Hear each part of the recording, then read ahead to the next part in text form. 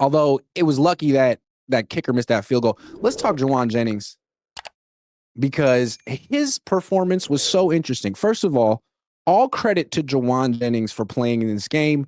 We didn't really know what his issue was. We knew it was a rib issue. We knew it was an ankle issue. Apparently, he has low ankle sprains, high ankle sprains, and 5 broken ribs. 5. How do you play football with 5 broken ribs? How do you not have a collapsed lung with 5 broken ribs? I mean, what a tough guy. Now, that's the good part about Jauan Jennings. The not so good is that his body language is beyond I'm injured. His body language is I don't want to be here. I wanted an extension. I wanted to be here long term. You didn't want me long term. So I wanted to trade to a team that wanted me. You wouldn't do that. You gave me these freaking incentives that I'm not going to hit because Kendrick Bourne's outplaying me because I'm injured. And he has this chemistry with the backup quarterback that I don't have because I was out. I hate this. I understand, and I don't really knock Jauan for that. I kind of knock the Niners. Like they say stuff like, well, we have the leverage and he has to play out his contract. All right, well, what is that going to look like? It's going to look like this. Him being disgruntled, him not really having his heart into it, him not playing his best, him getting into fights with the coach on the sideline. Is this not Deebo Samuel all over again? It was on the same field. Deebo smacked Tabor Pepper. No, it was Moody. No, it was Tabor. He smacked Tabor Pepper right over there. Then Jauan got in a fight with Kyle right over there. Didn't smack him. But he was arguing. It seems like if you force a player to stay against their will, this is what you get. Charvarius Ward wasn't an asset to the team last year when they forced him to play out his contract. Deebo wasn't really an asset, although team still respected him. You had to account for him, even though he was awful last year. He's good now. And now, like, Jauan is hurting this team. His attitude, all of it. He should have been playing today. I mean, respect for suiting it up, but he hurt them today. He was not good. He had multiple penalties, and he was fighting with the coach. During a 2-minute drill, like, be quiet. Let him focus and talk to him at halftime. Again, I don't really blame Jauan. I think this is a situation the Niners created on their own, and they shouldn't be surprised when professional wide receiver reacts this way. Deebo did last year too. So, what do? I don't know. Another situation, I don't know how you fix it now. They should have traded Jauan. We talked about this in the offseason. The Niners always have like 2 options to choose from. And they always choose the third option. Always. Hey, your choice is trade Jauan or extend Jauan. They're like, no. We have door 3, which is keep Jauan. Don't extend him. Give him like a little token extension and watch him play his little heart out for us because he loves football. Maybe they should learn their lesson. If a guy requests a trade because you won't give him the money he wants and you know you won't give him the money he wants, you know what you say? Bet. You're not going to get to name your place. You might have to go play for the Tennessee Titans, but you know what? Nashville's a fun city. You know? I mean, yeah, country music isn't the greatest, but Jauan's from Tennessee. He might like it over there. Maybe he loves country music. Maybe Jauan Jennings is a line dancing phenomenon. Not for me. I'm from Oakland, but I'm not from Tennessee. You handle this in the offseason. What you don't want is it's week 6. You're 4-1, about to be 4-2. You're having your second loss of the season, and Jauan's flipping out on the sideline, hanging his head when he's not getting the ball. You bring drama on yourself. And when you're winning, no one gives a shit. 4-1, Jauan could be upset. Winning's the best deodorant. You lose one game and all these issues are huge, and you lose Fred Warner in the process. It's like, okay, you got no defense, and you got a really disgruntled wide receiver who you kept because you need him. When really the best thing to do now, since Kendrick Bourne's stepped up and Ricky Pearsall's coming back and Demarcus Robinson's on the team, would be to trade Jauan. But who wants Jauan now? with the 5 broken ribs and the multiple ankle injuries. He's your problem. Enjoy it. I'm on Jawad's side here. I probably would do the same stuff in his. I don't know. I'm 37 years old. I'm not necessarily more mature than him. Travarius Ward did the same thing last year. I respect him. Debo Samuel did the same thing last year. I mean, it's kind of comes with the territory. You don't have all the leverage. Players have a lot of leverage. And what can they do if they have leverage? Holding, false start, fight.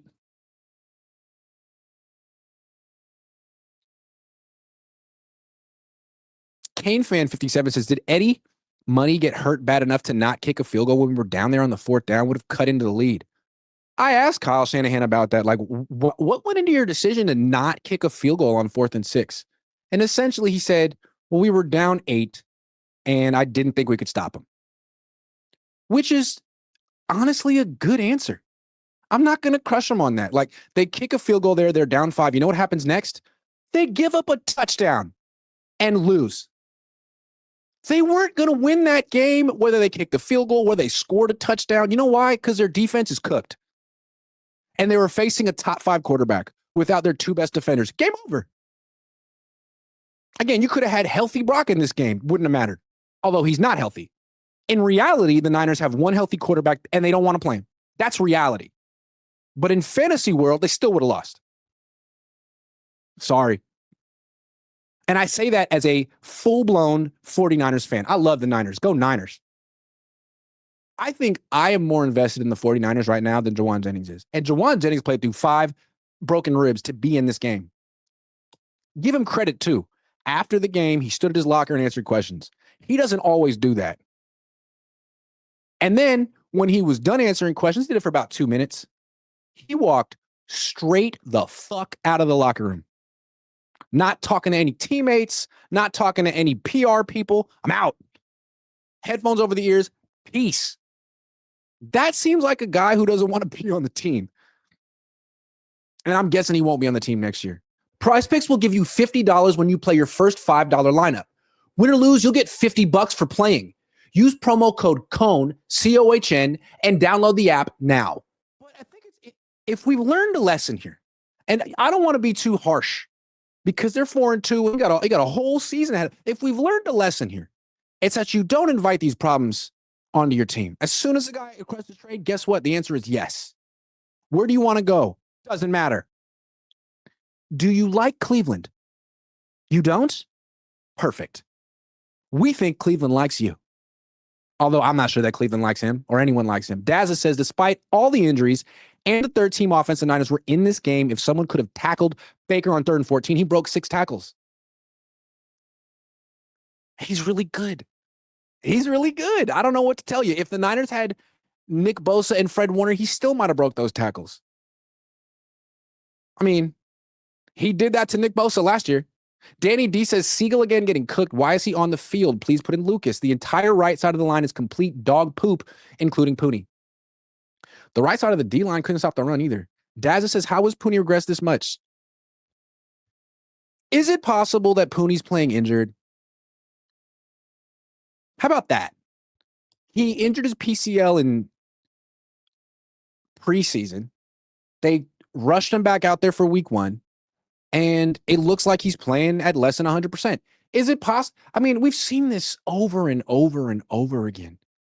Raheem Mostert talked about it. The Niners rush players back from injury. If it's a game they think they need and they feel like you're 75% healthy, they feel you owe it to the organization to get out there. So Jauan Jennings, you're playing. Dominic Pooney, you're playing. And then the Niners get all these injuries. And it's like, oh, man, it's bad luck. Well, maybe you're rushing people back before they're ready. Maybe you have a culture of downplaying injuries. Maybe you treat everyone like they're a freaking offensive lineman. Oh, you broke your hand? Put it in a cast and play. Pooney looks like he's hurt or just terrible. Chris Hooper says this team has grit even with the 3rd string squad. I agree. They have incredible grit, and I appreciate that because last year I feel like they didn't. And they're still 4-2. And they might be 5-2 next week. Josh B says they need to be sellers. We need draft capital. Trade Kittle, BA, even Bosa. Trenches are much needed right now, Grant, and to get younger on offensive. Trade Kittle, BA, even Bosa. Here's the thing. You're not going to trade Bosa or Ayuk at the deadline. They're injured. You could trade Kittle, but he's also injured. Tough one.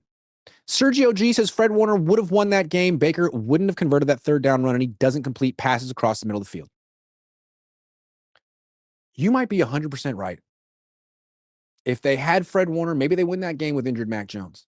Maybe they win that game with injured Brock Purdy. But without Fred Warner, I don't know what we really expect from this. How can the defense be good? How can the defense be average without Warner and Bosa? I don't know. I mean, they take up all the salary cap. That's the defense.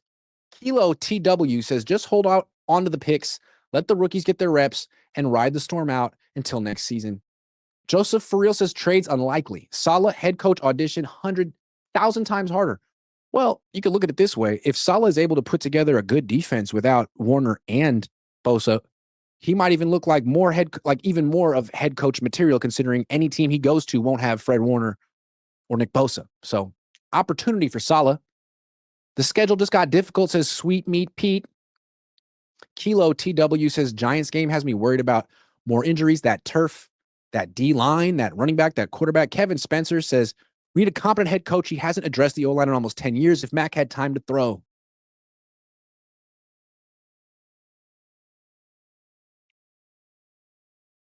Something to that. That offensive line is buns. Mindful Naked says, you blocked me on Twitter for making the same fusion suggestion between Trey and Brock. Sad. I did? Man, that sounds so soft to me. I'll unblock everyone I've ever blocked this week. How about that? Or just you, Mindful Naked. Sorry about that. Gavin and Thing says, I may be overreacting, but this season feels over. I don't think it's an overreaction. They're falling apart. The wheels, one wheel is not on. They got 3 wheels. They're doing 3-wheel motion right now. 3-wheel motion. And it looks good, but it's not by design. Josh Wyatt says, this is what a team looks like when nobody on either side of the ball can win a one-on-one matchup. Secondary, D-line, O-line, wide receivers. Who's winning 1v1? Kendrick. Motherfucking Bourne. That's who. That's about it, though. That's why Ricky Pearsall is so important. McCaffrey used to be that guy winning one-on-one. He's not. Not Michael. Not Alfred Collins. Bryce Huff sometimes. Lenore. Those are the only ones.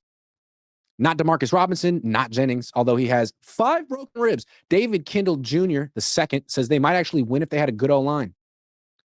Yeah, and they might not have 2 injured quarterbacks. Stephen Draper says, do your job, quality control. You're right. Mike Parcher says, Warner Bosa in Wild SF still win. What? Warner Bosa in, would SF still win this game? They scored 19 points. They didn't have a healthy quarterback. That's why I picked a lot of people picked the Niners to win this game, and I understand why, but the way I was looking at it is, okay, the Bucs have injuries, cool. Their quarterback's healthy. The only healthy quarterback the Niners have is Adrian Martinez. He's not going to play in this game. That's a big difference. And even healthy Mac Jones isn't as good as Baker Mayfield. Even healthy Brock Purdy isn't as good as Baker Mayfield. Dazza says, holding on to the picks would be great if you could actually use them on the offensive line, which they won't. Jay All Day says this was supposed to be a building year, but even with this loss, we've looked pretty good. Are we ahead of schedule for next year? And if so, how far? It's an interesting way to look at it. If this is all about next year, are they ahead of schedule? Well, in certain ways. They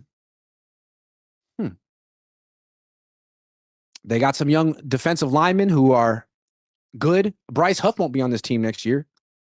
They're trying to figure out their secondary. They haven't figured it out yet. Mac will be here next year. Brock will be here next year. Maybe they're ahead of schedule for next year. But then again, Christian will be worse next year. Trent will be worse next year. What will Nick Bosa be next year? What will Fred Warner be next year?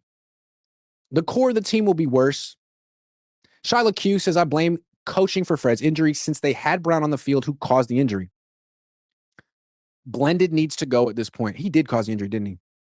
Friendly fire, like when Ken Norton broke Bryant Young's leg. Remember that?